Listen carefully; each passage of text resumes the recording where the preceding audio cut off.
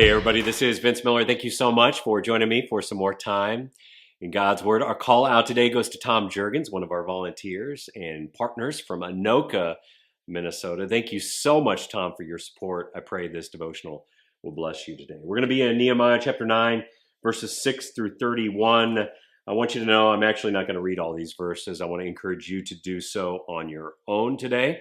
But yesterday we talked about how confession is both a confession of sin and a confession of belief in God. And the sermon in this text from Ezra clarifies that. In fact, what I've done below is I've outlined verses 6 through 31. You're going to see this repeated declaration of a confession of sin and then a confession of belief in God. And it just keeps repeating this all the way to the end of the chapter. Now, the reason why I wrote this out is I really want you to see the double action of confession. It's one confession with another. It's a sin confession with a confession about God. You will even note that there are far more verses dedicated to confessing God than there are those in this text that confess sin.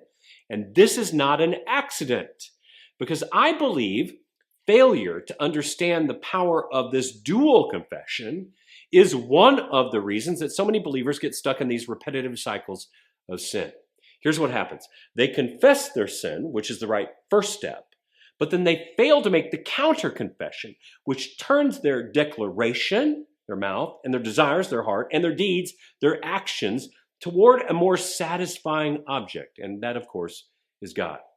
Because they don't do this, they keep returning to old sinful desires and deeds, then repeating the same old sinful confession. And then they get stuck in this never-ending cycle. And why?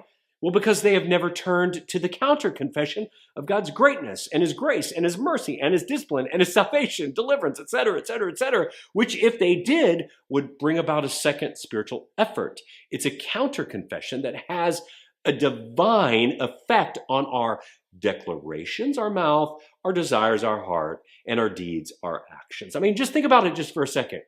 It's very hard for me to act on desires of sin when I'm confessing God's greatness and justice and character with my mouth and my heart and my mind. It's absolutely impossible to do.